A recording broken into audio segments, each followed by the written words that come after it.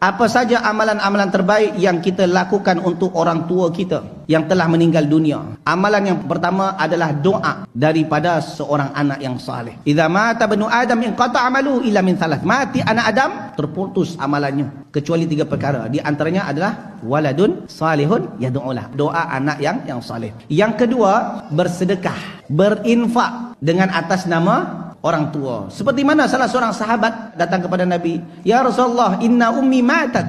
"Ya Rasulullah, ibuku meninggal. Boleh tak aku bersedekah?" "Boleh." "Ayu sedekati afdal?" "Sedekah apa yang afdal?" Kata Nabi sallam, "Syaqiyul ma." Bagi minuman. Itu kerana di tanah Arab memang kering, air tu sangat berharga. Jadi ilahnya berharga. Jadi kalau jemaah tinggal di pegunungan, air banyak, bukan itu sedekah yang afdal. Apa yang diperlukan oleh warga sana? Contoh beras, apa saja yang diperlukan, itu yang afdal. Macam tu cara dia. Okey, Allah Taala alam.